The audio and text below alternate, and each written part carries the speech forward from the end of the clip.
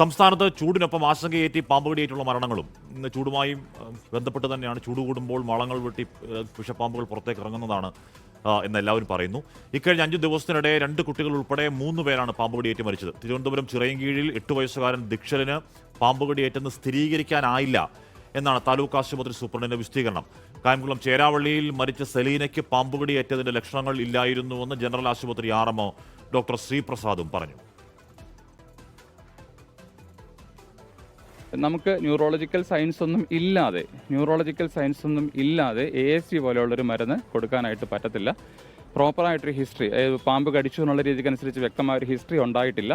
രണ്ടാമത് എൻവനമേഷൻ്റെ, അതായത് ഈ പാമ്പിൻ്റെ വിഷബാധ ഏറ്റിട്ടുള്ള രോഗലക്ഷണങ്ങൾ രോഗിക്ക് ഉണ്ടായിട്ടില്ല. അപ്പോൾ രോഗലക്ഷണങ്ങൾ ഇല്ലാത്തതുകൊണ്ട് തന്നെ ASV നൽകാനായിട്ട് സാധിക്കത്തില്ല. രോഗലക്ഷണങ്ങൾ ഉണ്ടായിരുന്നെങ്കിൽ അങ്ങനെ കൊടുത്തേനെ. നമ്മുടെ ആശുപത്രിയിൽ ASV ഉണ്ട്. നിലവിൽ ഇപ്പോൾ 11 ASV നമ്മുടെ കയ്യിൽ സ്റ്റോക്കുണ്ട്. പിന്നെ അതുകൂടാതെയുള്ള ഇപ്പോൾ അട്രോപ്പിനെ, നിയോസ്റ്റിക്മിൻ അടക്കമുള്ള ഇപ്പോൾ മൂർഖൻ്റെയും ശംഖുവരേൻ്റെയും ഒക്കെ കടിയേറ്റാൽ കൊടുക്കാൻ പറ്റുന്ന രീതിയിലുള്ള മരുന്ന് വരെയും ആശുപത്രിയിലുണ്ട്. അപ്പോൾ അതുകൊണ്ട് ASV നൽകിയില്ല എന്നുള്ള ഒരു ആരോപണം ശരിയാണെന്ന് തോന്നുന്നില്ല.